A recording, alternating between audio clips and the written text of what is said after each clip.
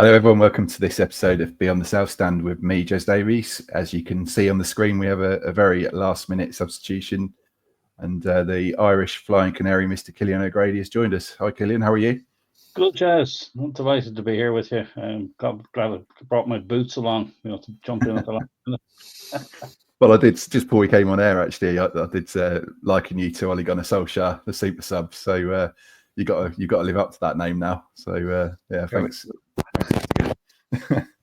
Cillian, actually, just before we get going, did you just want to talk about your new project that you've got coming up in the next few weeks? Yeah, obviously I've been doing the O'Grady away days for a while, and got a bit lonely doing it on my own. So I've got a new co-host that some of you can listen into. We did a podcast with Jez and Morgan a while ago, Nick Lyle, Driving Canary, who's from Northamptonshire and goes religiously home and away to all matches, and we meet up at the game. So we're launching On the Road City for the Blackburn game. So that'll be the first one with a couple of Blackburn fans. So we learn all about the things to do and not do visiting lovely Blackburn.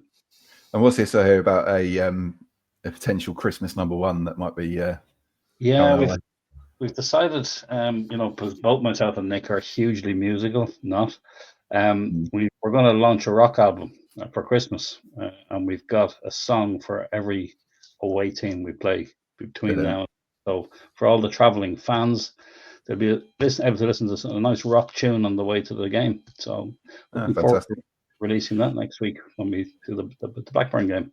No, that's brilliant. I'll be having that on repeat. I'll just literally repeat the song when I'm travelling to these games. So that's superb. This feels like quite a good time to bring in our guest this evening, who's Nick from the Half and Half Scarf Football Podcast. Hi, Nick. How are you? Yeah, hi guys. Yeah, thanks for having me on. I'm good, thanks. Yeah, I'm looking forward to coming down to Carrow Road on Saturday as a Boro fan, and obviously I think I'm going to be giving away some trade secrets to you guys tonight in terms of what to look out for. Maybe, I don't know. Let's see what goes on. But I'm interested in your rock album, Cillian. I might be giving that a listen myself. There you go. Yeah, unfortunately we're not playing Boro away before Christmas, so there won't be a Boro song. But I'll make sure when we do go to Boro that we'll have one for you. Fantastic. Nick, maybe you can play that on your pod before the Boro game. Nick, if you just like to sort of perhaps introduce yourself a little bit more and talk to us a little bit about what the Half and Half Scarf Football Podcast is all about, please. Okay. Well, I'm a long-standing Boro fan with my son, who's now 28. He's been going with me since he was about 7. He started off as a Liverpool fan, but I bought him a half-season ticket and a Boro shirt one Christmas and forced him to come to the Riverside in winter. And eventually he fell in love with Middlesbrough and left Liverpool behind. So, and we used to sit opposite the aisle, the gangway, with a guy called Dom Hanrahan, and he just had a daughter who was just sort of a young lass enjoying football. We got chatting a few times and turned out after 10 years to be really good football mates. And he lives in the Wirral. He's a season ticket holder at the Riverside, but a season ticket holder at Everton as well. So he's a very, very unique kind of approach. And we've travelled around home and away. We've been to Dortmund 5 or 6 times. Once a season, we go over there to watch a big Borussia Dortmund sort of Bundesliga game. And we've even been to, accidentally actually, we went to Budapest and had a long week there in Budapest. And he went with his wife to watch a game for the sum total of £6.22 for a ticket. So we're both football lads. We just chat about stuff we think is interesting to football fans. And we're 8 episodes deep and 6 have been published, and we're getting a bit of an early following, and let's see what happens. No, fantastic. Well done. I mean, it's interesting actually. You mentioned the Dortmund journey that you've done a few times. That's something I've done. I've been, I think it's 3 or 4 times out there. I actually had one booked in, and then COVID hit, and had to get a refund from Ryanair, which I actually only got about 3 months ago. So thanks, Cillian and Ryanair.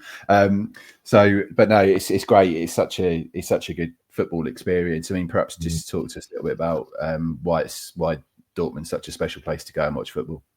Well, the first time we went, I won a prize on TalkSport, which was a week-long phoning competition. I didn't know it was a week-long phoning competition when I started. I answered the question on the Monday, and I thought I'd won the prize. And then they said, "Oh, we'll see you tomorrow again." And I was like, "It's one of those where you have to answer the question. If you keep it right, you keep staying on, and all that kind of thing." They're asking me all sorts of questions about European football. It was all sponsored by Eurostar, so it was basically leading me on a tour of Europe. And I knew there's a question coming up about Dutch football because they'd asked about Belgium and France and whatever. I didn't know anything about Dutch football, so I said to my son, "What the hell are you going to ask me?" And so he said to me, it was all about Premier League football. He said Dirk Kuyt scored a hat-trick on his last game for PSV. And the question came up the next day, which ex-Liverpool star scored match? It's like, wow. And then I won it on the Friday, and we won a full package. So we now, me and my son go every year, and me and Dom and my son go. Dom's been 4 times, and this will be our 8th time this season for me and Rob. So yeah, really good. That's amazing. It's a great week. You've been to, I was going to say, yeah, it's really good, isn't it? I mean, I was going to sort of follow up and say, has Cillian been to? Have you been to any games? No, I haven't, but I hear so much about it. It's obviously a place I'd love to go to. Get a game in there, like a bit of fun. And they play in yellow, so even better. Can't be terribly a bit wrong there. So, no, too right. So perhaps sort of jumping into some of the questions that we'd set you. I mean, Rob Edwards is a manager that I know quite well.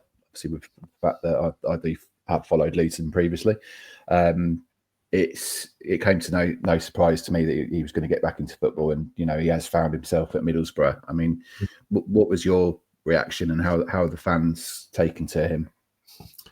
I think it's fair to say when it was announced, there was a lot of rumours. Was it going to be Cooper? Was it going to be Edwards or whatever? And it felt always that it was going to be Edwards because of an internal relationship with our kind of head of football, Scott. So when he was appointed, it felt like a bit jobs for the boys. A lot of fans were a bit kind of, is that it lacked a bit of ambition? And my view was, okay, it wasn't Steve Cooper, but it also wasn't Steven Gerrard or Wayne Rooney. So I'll give him the benefit of that particular doubt at the time. We haven't played well in pre-season, and we've played okay. We've had some, we drew 2-2 at Rangers and that kind of thing, but we didn't win a game in pre-season. It was really important that he got off to a good start, because there's always keyboard warriors, isn't there, on social media, waiting for an excuse to go, well, we didn't want him, he's rubbish, he's a loser, all that kind of thing. We've been nothing short of exceptional, except for the Carabao Cup in the middle of the 2 league games. But we've won 2 games out of 2. We've got 2 clean sheets, which we used to leak goals for fun. We scored 4 goals, including a great win away at Millwall. And he's a PR absolute dream, isn't he? The guy's a smiley, happy, enthusiastic guy, and I think he's winning people over. He certainly won me over, and long may it continue. The football's different. We'll talk about that a bit later, I'm sure, but he's just a really good guy who looks like he's enjoying life, and he says all the right things. He's obviously well schooled, but he's a pleasure to watch in action, and he's actually a pleasure to watch doing his job, which is coaching a team, and coaching the team so far to a 2 out of 2 winning record.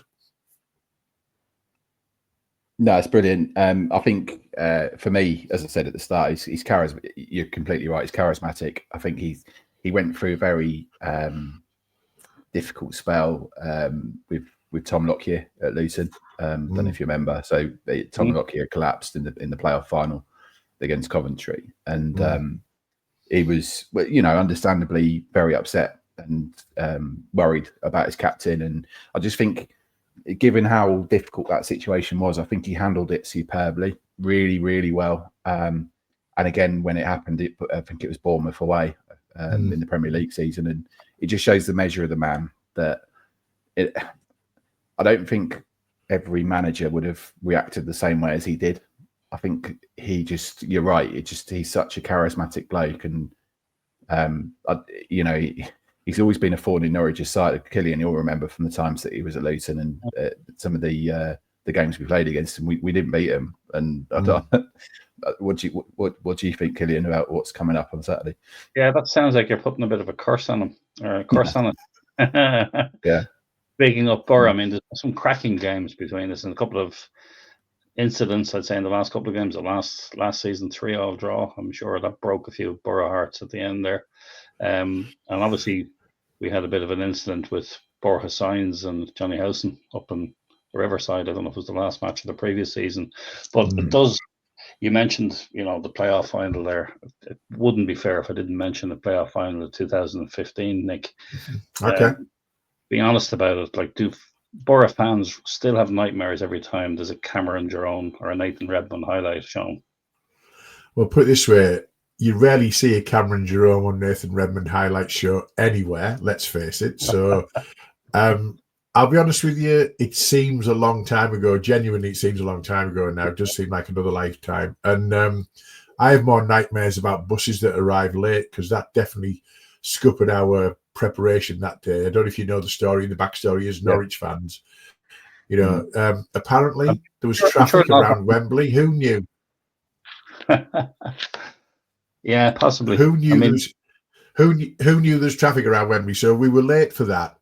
My flashback for the Wembley final is Danny Ayala, really, who had been sensational all season, and he just literally fell over at the near post, didn't he? And Jerome was like, "Oh, okay, I'll have that. Thank you very much." And also Yellow Vossen smashing the bar from 25 yards. Yeah. And it's all fine margins. But I'll be honest with you, I'm happy with the fact that since 2020 you've not taken you're not beaten us at all. So you can live in the past on 2015.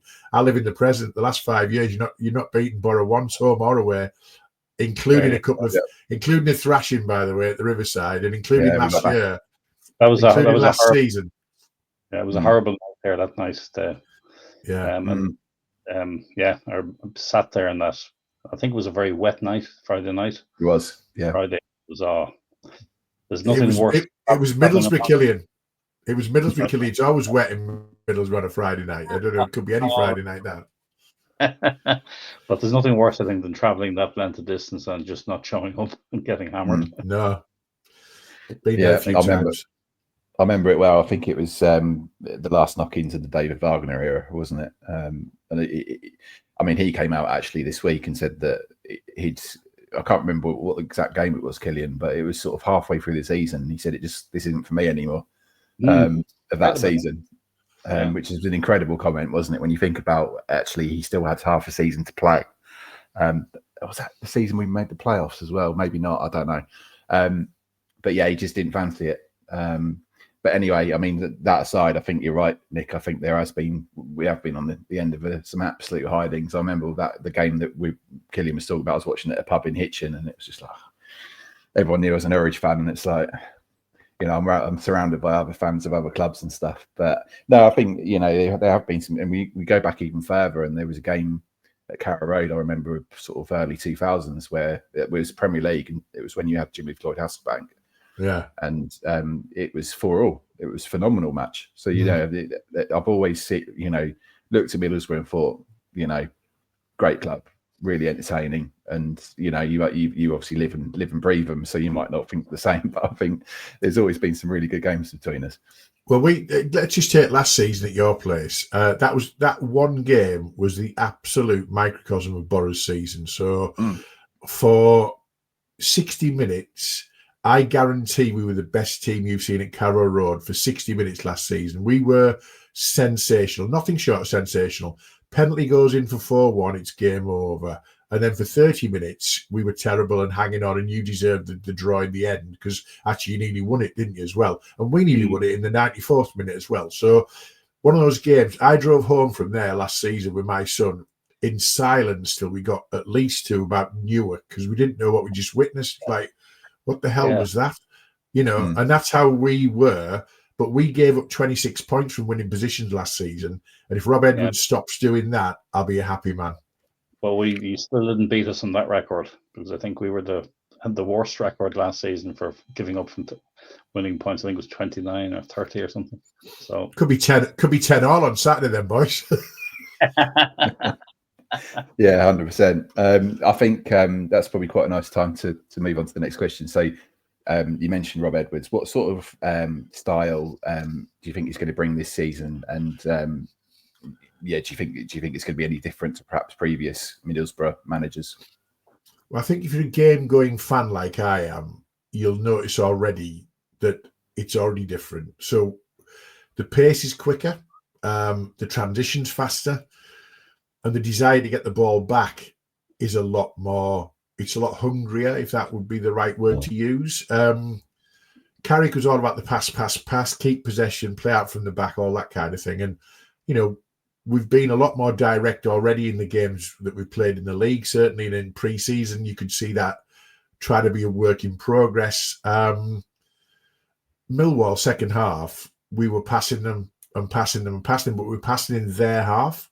So we were pressing them on the back foot, and we are much, much quicker. The players look a yard quicker. The desire to win the ball back's a lot easier and a lot easier to watch. And we haven't really conceded many chances. We seem to play these two league games so far 10, 15 yards further up the pitch than we ever did under Carrick. Under Carrick, we let lots of goals in through playing in front of our own 18-yard box, giving the ball away, getting caught in possession, and suddenly it's a bang back of the net kind of thing.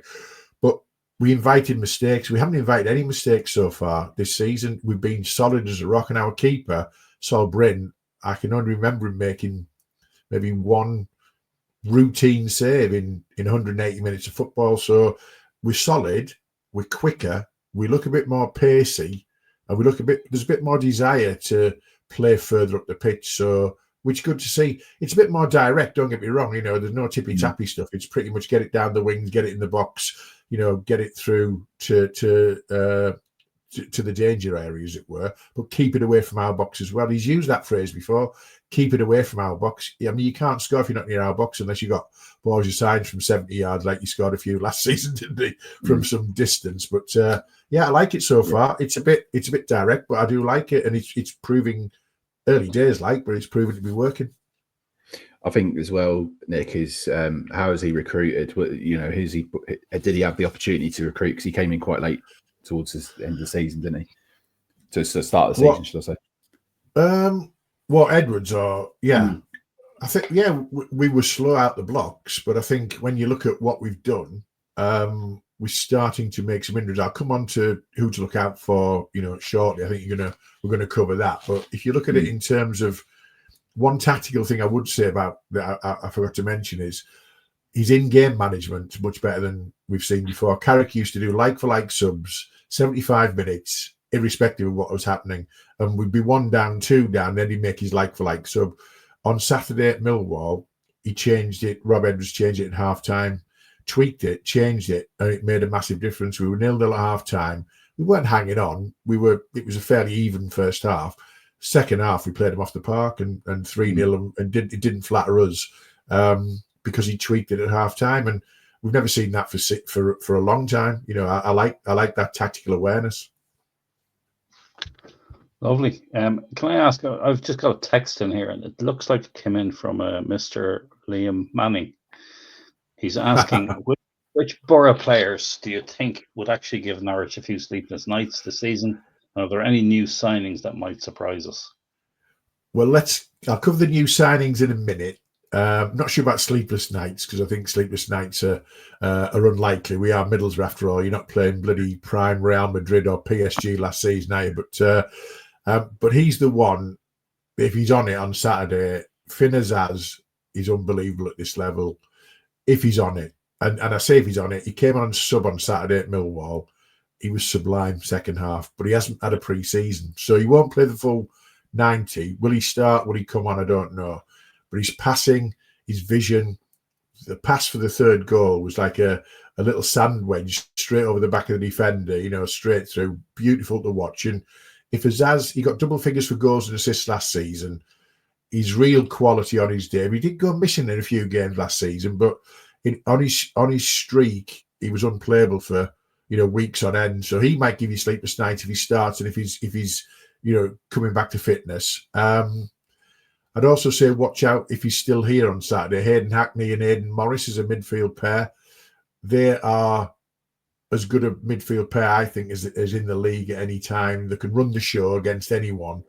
And they've both been in great form so far. Hayden Hackney just looks like he's come back from the England under-21 scene. as a man. He maybe went as a boy and came back as a man, if that makes sense. Yeah. He looks different gravy, but obviously a lot of people are interested in him. We've turned down a bid we accepted a bid from those down the road who shall remain nameless on your podcast. But he turned them down. I don't think he wants to go to another championship club.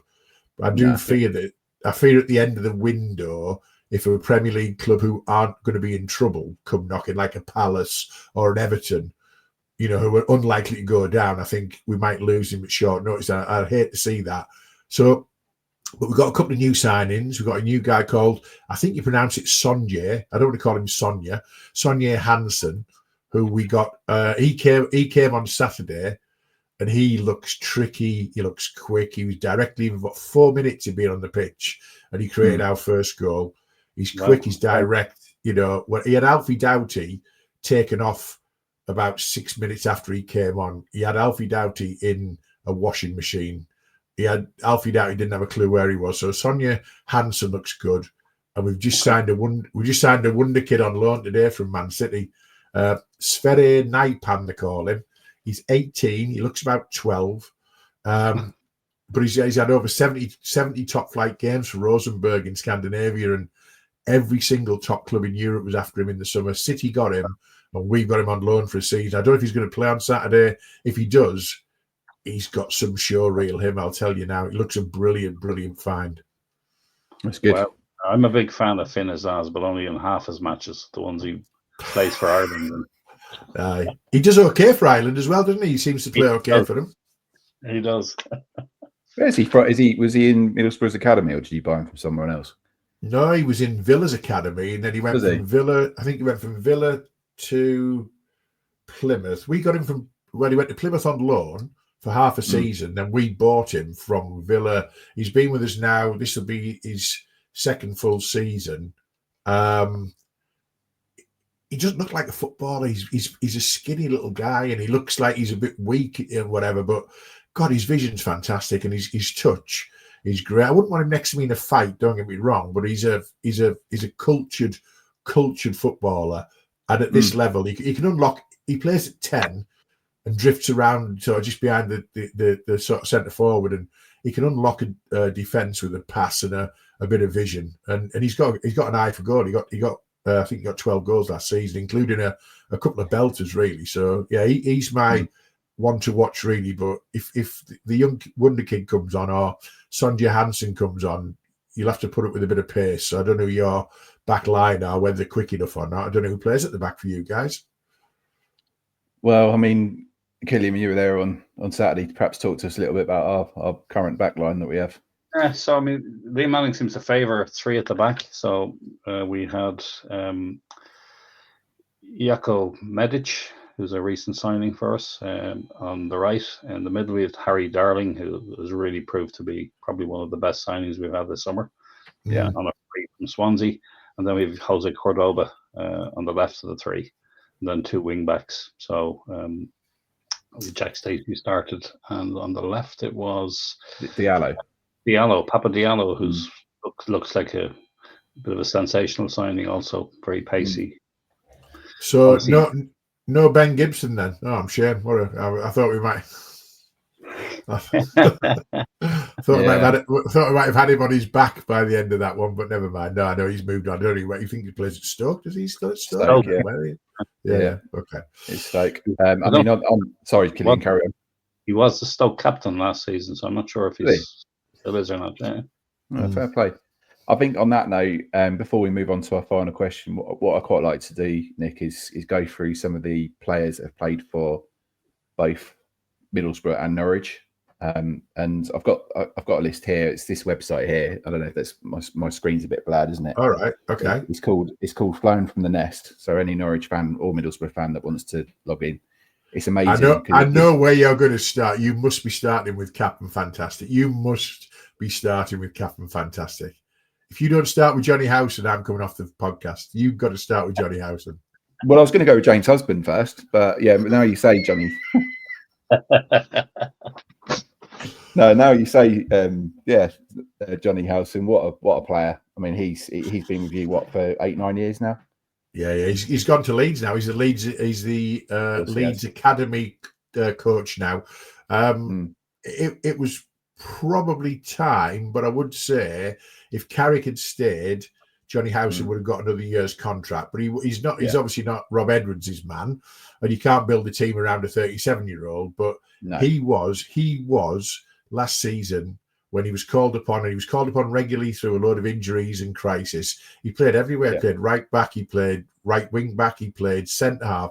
He's a brilliant centre half, by the way, and he's only about 5'7", well, probably a bit taller, 5'10" maybe, but his reading of the game was sensational, and he was beat. I mean, Boro fans love him and still will always love him. I mean, I don't love him now. He's gone to Leeds, obviously, but you can't do that, can you? But he's a Leeds lad anyway, through and through. But yeah, Johnny Howson, and he was great for you, wasn't he? He was fantastic for you when he played for you.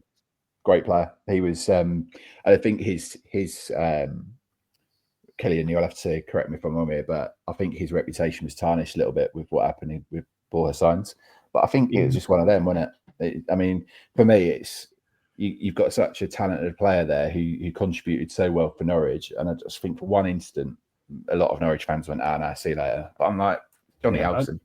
I think though, people forget very quickly the service people give to the club, and Johnny was definitely one of them. It was phenomenal, of course, and I mean. It was a bit naughty what happened with Boro, but no. Can I just say, if you're looking at two people of certain character, you've got Johnny Howson on one side, and with all due respect, Borges Sainz on the other. I know whose character I'd like to have in my corner, because Borges Sainz has got history for doing other stuff, let's put it that way. So, yes, there was an incident at the Riverside. Yes, Johnny Howson made an absolute meal of it. But as a character, I know who I'd have in the team all day long. Now, that's not being disrespectful to you as hosts. Borges Sainz was fantastic. But as a character, as a person, I wouldn't swap Johnny Howson for him. I completely agree. I think, Sainz was a phenomenal footballer, and he had a really he had a purple patch with us last season. He was brilliant for 2 or 3 months, but for the rest of the season, I mean, I think he finished. If he wasn't level championship goal scorer, he finished championship goal scorer. Second, I think. Yeah, there was he second. Okay, so I knew he was close to finishing that, but the majority of his goals were in that 2 or 3 month period, and he got sent off against West Brom. Was it over Boxing Day or New Year's Day the previous year? He got sent off against Boro. Yes, under those circumstances, he spat at Chris Mepham at Sunderland and got a 6-game ban. And it's like, he's I don't. To be honest with you, I wish him good luck. I hope he goes on and has a fantastic career. Mainly because if he goes and plays well, it's a team he's gone to, Porto, isn't it? Yeah. Porto. If he goes on and does well there, he's going to be worth 60-70 million. So we'll get a little bit of that back. Thank you very much. That's right. Great footballer. He's brilliant. But you're right. In terms of character, Johnny Howson all day long. I think some of the other ones, Danny Ayala, who we mentioned earlier, was with us. We signed him from Liverpool. God, I completely forgot that. Yeah. This is why I like the segment. This is why I like the segment. I thought we got Ayala from Liverpool ourselves, so we got him from you, did we? Yes, I believe you did. He went. Well, was he alone? We definitely brought him, didn't we, Cillian? I'm sure he wasn't on a loan with us, was he? I'm not sure, to be honest with you. I'm pretty sure we brought him, but I might be wrong. Could you answer me a question on Danny Ayala at Norwich then? Did he play a pre-season ever? Never did for us. And B, did he ever play when the weather got bad? Because he never played for us either when the weather got bad. He was a pre. The weather never gets bad in Norwich, though. No. Pre-season, Danny Ayala always had a back straight, a leg, something you couldn't prove, right? He always had something. And then first game of the season, he'd miraculously be available. But he was a Rolls Royce, but a Rolls Royce with a slightly dodgy engine sometimes. He used to put his hands up like that all the time and just say, "I didn't touch him." He was a penalty waiting to happen, but he was when we had him and Ben Gibson together. He was an absolute Rolls Royce at the time. So we had a great central defensive pairing. I forgot he played for you though. We had him in the Premier League. I think he was a little bit. I'm not obviously saying it's a step up, but you know what I mean. It was can't really judge him because I don't think he really played for us much in the in the Championship. We obviously had Patrick Bamford on loan for a little bit. Yeah, okay. He's a tarnished man. We loved Bamford. 19 goals in one season, unplayable. I still think he's a really classy footballer. He's got a great pair of feet. Unfortunately, mostly those feet are injured. But he went to Leeds, and he's done a few things when he's played for Leeds against Boro that he's absolutely let himself down. And there's rumours that he's been touted around as available, and does Boro want him? I wouldn't have him back. You can't forgive someone who goes to a rival like Leeds and kisses the badge and does things in front of the fans when he scored. Not much. What a footballer in his heyday though, and what a finisher, classy finisher. He was brilliant for Leeds in the Premier League that first season, wasn't he? When he went up with them, he scored like 12, 14 goals, including some classics. So great footballer on his day. 100%. I didn't realise this, but obviously we talked about Ben Gibson already. But Onel Hernandez was on loan with you. Well, I do. I remember he played about 4 games, but I think he might have played under Pulis. Or if he didn't play under Pulis, he might have played under Wilder. But if he played under Pulis, he won't. I mean, he wasn't 6'4", built like a tank, was he? He wouldn't have got a game for Pulis under those circumstances. So he'd have been classed. It'd have been classed as a luxury player.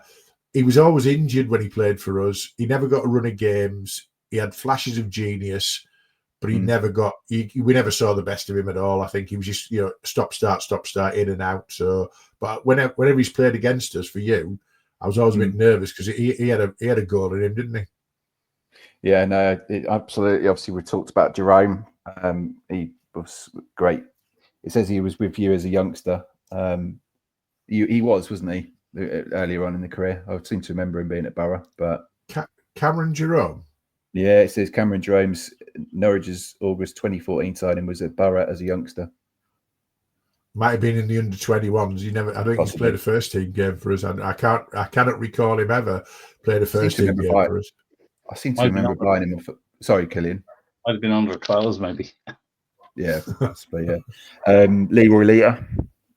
Oh yeah. Okay. I mean, again, at the time, when you played at that level, like we were for a long time, Leroy Lita seemed like a great signing, didn't he? But just never.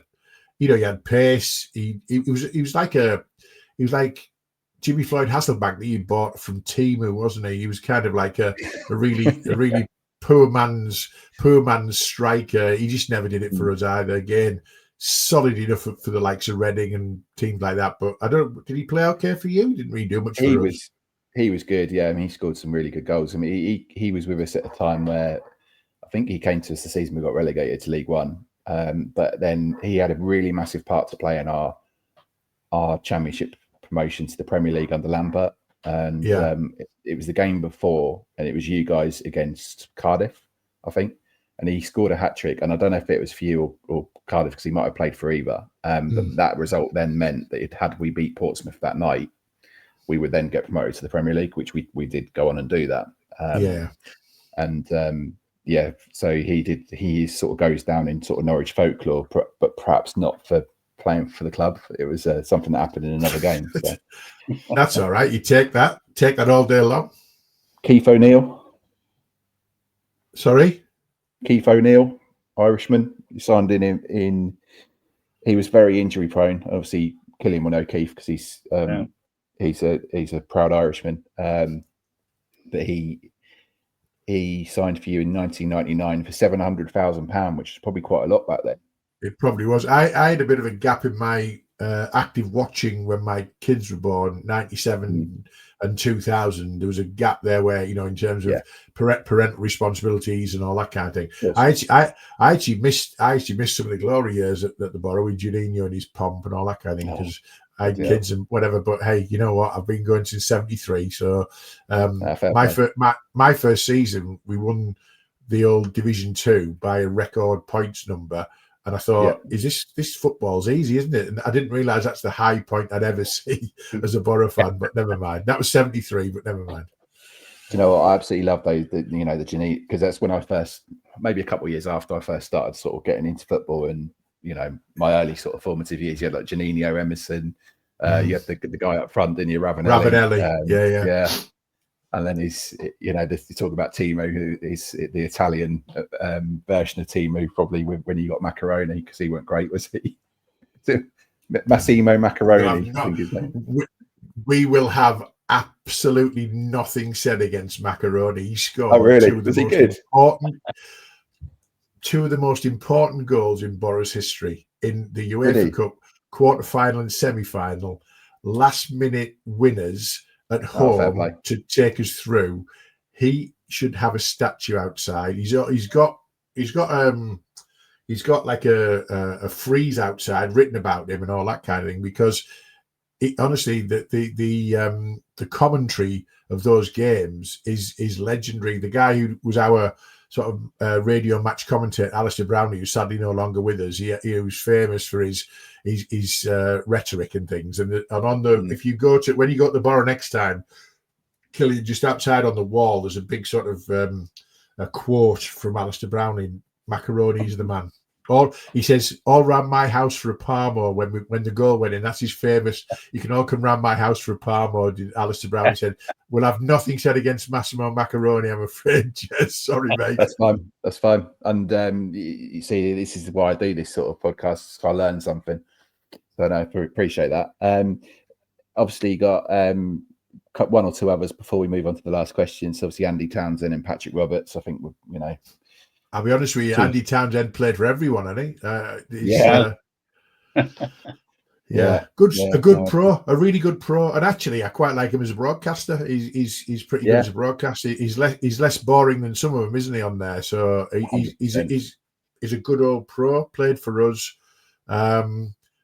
All I'd say about Andy Townsend, and he played for everyone in the same way. Just a solid pro. Nothing startling, nothing spectacular, but a solid pro and a good guy. And happy with that. And who's the other one you said? Patrick Roberts. Patrick Roberts, yeah. I mean, he's only with us for a season because he was online. We had him for a season, and he flattered to deceive. He was okay. He had flashes of brilliance, and you could see that there's a player in him. He chose us over Celtic, which was a bit weird. You think he'd play for Celtic and play, Champions League qualifiers and then get knocked out.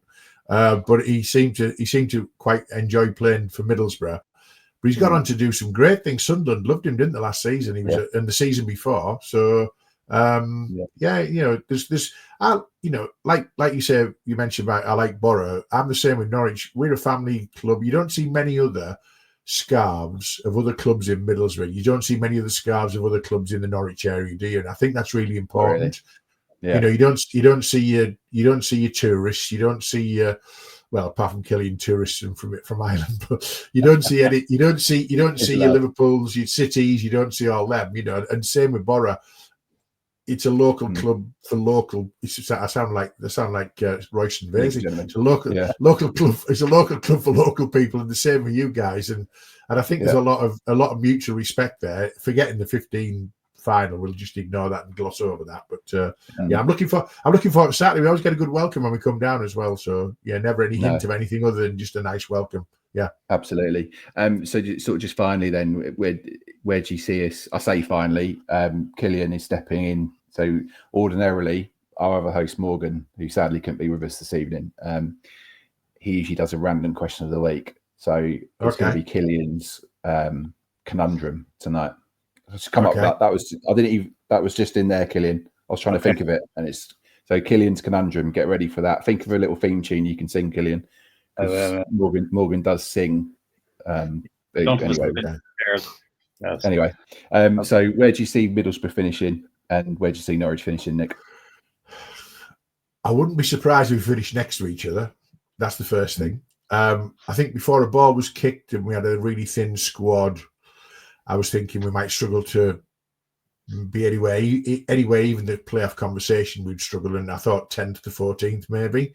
But I've not seen anyone else so far in 2 games, albeit, who looks and go, wow, there's no Leeds or Burnley a few years ago or Wolves in their prime I've not seen anyone thought, wow, they're going to be miles ahead of anybody else. I mean, a few of the fans for other clubs are saying they're going to be winning the league and smashing the league and all that, but that's just, idiotic at this stage.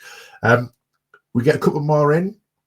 I think we might be in the playoff conversation, and we might, and I'd take that. And I think with your new manager, new coach, you definitely expect to be in the playoff conversation, I would suspect, because that's you always do and we always do. I've been more realistic at the start of the season, but a win away at Millwall and suddenly we're gonna go up automatically. We're not going to go up automatically. I would take sixth now, and I do think that we will potentially quietly, be in that sort of 6th to 9th area come March. Anything can happen, and I think you might be just slightly ahead of us. You might be in the 4th, 5th, 6th spot, really. I think you've probably got a little bit more about you at the moment. It's about consistency in this league, though, and it really is about grinding out them games and getting over the defeats. Because if you get a defeat in midweek, you play again on the Saturday, you've got to get past them, haven't you? And we've not been good at that in the last few seasons. If we've got a bit of resilience about us now, you never know. But I think we might just fall short, and you might be just in the playoff mix. But I'd be delighted to be slightly under optimistic on that one. Excellent. What do you reckon, Cillian? Yeah, I align and agree on that one. I think we're going to be very close to each other. The last 2 matches, the Portsmouth match and Watford, even though we weren't great in the second half, we would have absolutely been beaten last season in both those games, and we held on. So I think there's a bit of grittiness creeping in there. Yeah. We 2 away wins. We only had 4 in the entire season last week. We had 2 in the 1 week. So, again, it's early days. You can suddenly go on a great run either way, up or down, very quickly in this league. So, but I think it will be an exciting season for both teams. Yeah, no, I tend to agree. Can I just remind you of a run? We played you Farker's first full season. He'd had half a season before. When we played you at your place, if you'd have lost to us, that might have been 2020, 2019. I can't, probably before COVID. And if we'd have beaten you that day, Farker would have been sacked, I guarantee, because you were about 15th at the time. You beat us 1-0 with a scruffy goal. It wasn't much of a match. 1-0. And on the train back, we were saying, well, both of us are going to be, struggling for mid-table mediocrity. I think you went on a winning streak from that game, and I think you won something like 12 of the next 14, and suddenly you top the league, and you won the league quite comfortably in the end. So, like you say, Cillian, it's putting a run together, isn't it? You never know where it's going to come from. No, exactly. It hops up and surprises. Funny enough, I watched that game in Germany when I was on one of the Dortment trips, bringing it around quite nicely. So, yeah, it was when we had that green, the sort of the lime fluorescent green kit, it was Hernandez that snuck it into the near post. I remember that game really clearly. So, right, okay, it's time for Cillian's conundrum. I'm going to pass you over to the main man. Good luck, Nick. Cillian's conundrum. I guess he sung it as well. All right, so one of the things I really relish about going to Middlesbrough is the Parmos. You've already mentioned them, Nick. Both of you are travelled men. So what other dish associated with a place would you recommend for fans to go to and try? Okay. It can be anything. Well, it can't be the Middlesbrough Parmo. It has to be something. No.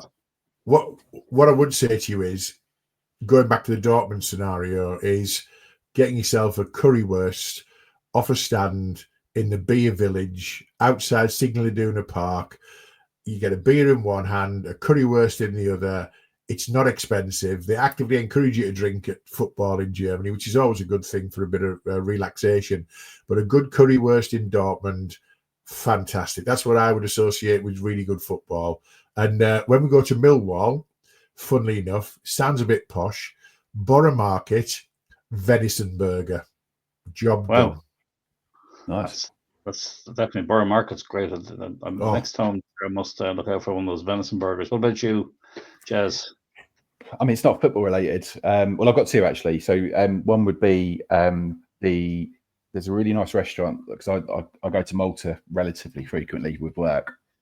And if you are ever in Malta, I think they've got 2 outlets, but if you go to a place called Smart City, which is just south of Valletta, there's a restaurant called Rosso Pomodoro, if my Italian's correct. and they do a fantastic pistachio pasta. It's the best pasta I've ever eaten in my life. And they've got like prawns and various other seafood in it as well. It's really nice.